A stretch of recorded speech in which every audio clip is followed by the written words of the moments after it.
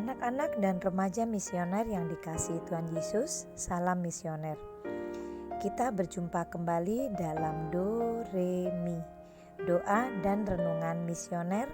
Hari ini Jumat 23 April 2021 dalam Pekan Paskah ketiga. Mari kita menandai diri kita dengan tanda kemenangan Kristus. Dalam nama Bapa dan Putra dan Roh Kudus. Amin. Bacaan firman Tuhan hari ini diambil dari Injil Yohanes bab 6 ayat 52 sampai 59. Mari kita hening sejenak, kita mempersiapkan hati dan pikiran kita untuk mendengarkan firman Tuhan dengan berdoa. Allah Bapa sumber segala kasih, berkatilah kami agar kami mampu mendengarkan sabda-Mu, merenungkan dalam hati dan melakukan dalam kehidupan kami sehari-hari. Curahkanlah Roh Kudus-Mu ke dalam kami. Bersabdalah ya Bapa, kami siap merenungkan firman-Mu. Amin. Semoga Tuhan beserta kita sekarang dan selama-lamanya. Inilah Injil Yesus Kristus menurut Santo Yohanes. Dimuliakanlah Tuhan. Di rumah ibadat di Kapernaum, orang-orang Yahudi bertengkar antar mereka sendiri dan berkata, "Bagaimana Yesus ini dapat memberikan dagingnya kepada kita untuk dimakan?" Maka kata Yesus kepada mereka, "Aku berkata kepadamu, sesungguhnya jikalau kamu tidak makan daging anak manusia dan minum darahnya, kamu tidak mempunyai hidup di dalam dirimu. Barang siapa makan dagingku dan minum darahku, ia mempunyai hidup yang kekal, dan aku akan membangkitkan dia pada akhir zaman. Sebab dagingku adalah benar-benar makanan, dan darahku adalah benar-benar minuman. Barang siapa makan dagingku dan minum darahku, ia tinggal di dalam aku, dan aku di dalam dia. Sama seperti Bapa yang hidup mengutus aku, dan aku hidup oleh Bapa, demikian juga barang siapa memakan aku akan hidup oleh aku. Akulah roti yang telah turun dari surga, bukan roti seperti yang dimakan nenek moyangmu dan mereka telah mati. Barang siapa makan roti ini, ia akan hidup selama-lamanya." Semuanya ini dikatakan Yesus di Kapernaum ketika ia mengajar di rumah ibadat. Demikianlah Injil Tuhan. Terpujilah Kristus. Anak-anak dan remaja misioner yang dikasihi Tuhan Yesus, melalui bacaan firman Tuhan hari ini, paling tidak kita belajar dua hal. Yang pertama, sebagai manusia yang lemah, ada begitu banyak hal yang kita dengar. Tetapi karena keterbatasan cara berpikir kita, maka biasanya yang kita dengar tidak selalu membuat kita yakin. Seringkali kita ragu-ragu atau mempertanyakan. Hal itu juga terjadi saat kita mendengarkan firman Tuhan. Seringkali firman Tuhan tidak kita pahami sehingga kita bertanya-tanya. Maka apabila kita dalam posisi seperti itu, kita bisa juga menanyakan, tapi bukan untuk menimbulkan perselisihan atau pertengkaran, tetapi agar apa yang kita dengar semakin menumbuhkan iman percaya kita. Maka kita dapat bertanya secara lisan kepada siapa? Kepada penasihat-penasihat rohani kita, pastor, suster, bruder, dan bahkan guru-guru atau pendamping bina iman kita. Kita juga dapat bertanya secara pribadi langsung kepada Tuhan. Bagaimana caranya? Melalui doa-doa kita dan melalui bacaan-bacaan kita akan firman Tuhan. Yang kedua, percaya pada firman Tuhan tidak bisa setengah-setengah, tetapi harus sepenuhnya. kita harus percaya sepenuh hati kita dan mengerti dengan benar isi dari firman Tuhan tersebut. Bagaimana caranya?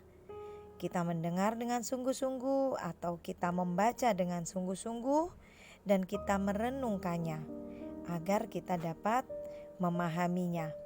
Tentu saja dengan berdoa mohon tuntunan Roh Kudus. Dalam firman Tuhan yang kita dengar hari ini, khususnya pada ayat yang ke-52, maka banyak orang yang mendengar apa yang Tuhan Yesus katakan menjadi bingung dan bertanya-tanya, bahkan kemudian menimbulkan perselisihan, pertanyaan di antara mereka. Nah, bagaimana dengan kita sebagai orang Katolik? Apakah kita juga bingung dengan pernyataan bahwa Tuhan menghendaki kita makan tubuh dan minum darah dari Tuhan? Bagaimana caranya? Nah, orang yang tidak mengerti dan kemudian melaksanakan ajaran-ajaran tersebut secara salah, maka akan tergelincir kepada ajaran-ajaran sesat. Bagaimana dengan kita orang Katolik? Kita dapat memaknainya itu dalam perayaan Ekaristi. Dalam perayaan Ekaristi yang kita ikuti, saat roti dan anggur atau hosti dan anggur yang kemudian oleh imam yang memimpin perayaan dikonsekrasi, maka kita meyakini bahwa roti dan anggur itu adalah benar-benar tubuh dan darah Kristus. Tubuh dan darah Kristus yang memang tertumpah di kayu salib di Bukit Golgota untuk menyelamatkan kita. Nah, perayaan Ekaristi itu juga kita mengingat kembali itu, dan secara substansi maka roti dan anggur itu benar-benar berubah menjadi tubuh dan darah Kristus. Apakah kita masih bingung dengan hal itu? Maka kita ingat kembali di bacaan dari Injil Lukas bab 22 ayat 19 sampai 20 pada saat Yesus mengajak murid-muridnya untuk perjamuan malam terakhir. Mari kita baca bersama-sama. Lukas 22 ayat 19 sampai dengan 20. Lalu ia mengambil roti, mengucap syukur, memecah-mecahkannya dan memberikannya kepada mereka. Katanya, "Inilah tubuhku yang diserahkan bagi kamu. Perbuatlah ini menjadi peringatan akan aku."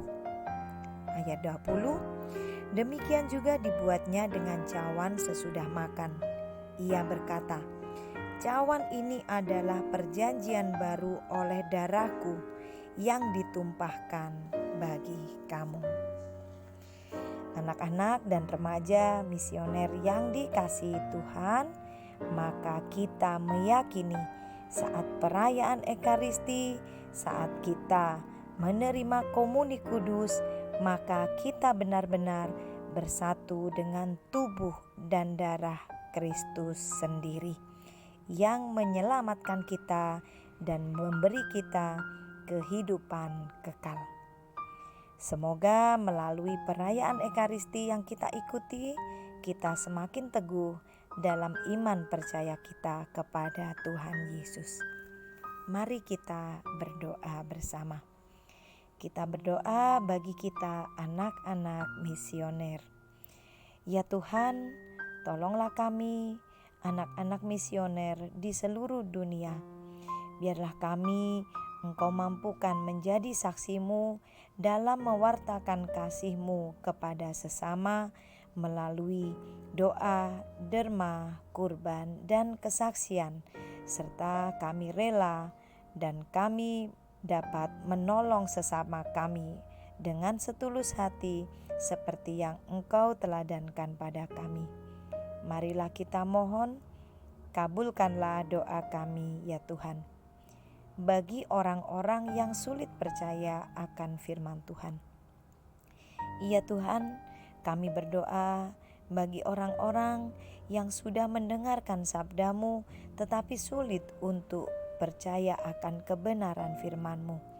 Biarlah Roh Kudus-Mu mengingatkan mereka bahwa Engkau adalah benar-benar Allah yang turun ke dalam dunia untuk menyelamatkan kami, umat manusia yang berdosa. Melalui pengorbanan Tuhan Yesus di kayu salib, Engkau benar-benar menebus kami. Biarlah semakin banyak orang yang percaya akan kebenaran firman-Mu. Marilah kita mohon, kabulkanlah doa kami ya Tuhan. Kita berdoa bagi keluarga kita yang sudah meninggal. Ya Tuhan, kami berdoa bagi keluarga kami, kakek, nenek, om, tante, mama, papa, kakak, adik, bahkan teman-teman kami yang sudah Engkau panggil.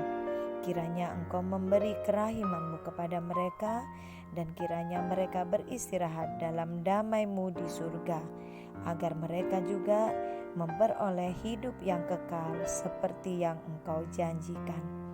Marilah kita mohon, kabulkanlah doa kami ya Tuhan.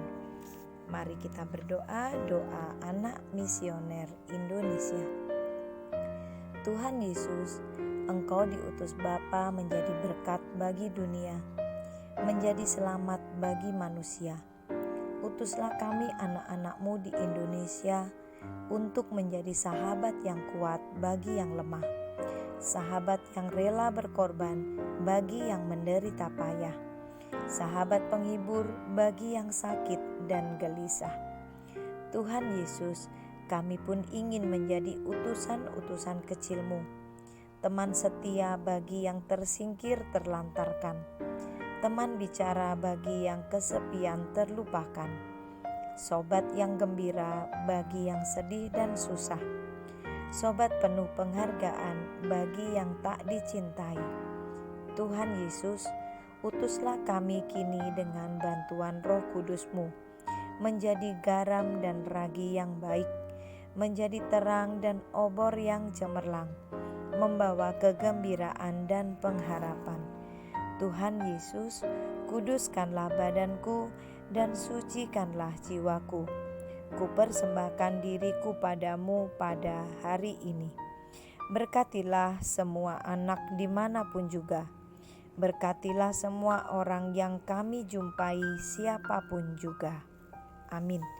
Bapa kami yang ada di surga, dimuliakanlah nama-Mu, datanglah kerajaan-Mu, jadilah kehendak-Mu di atas bumi seperti di dalam surga.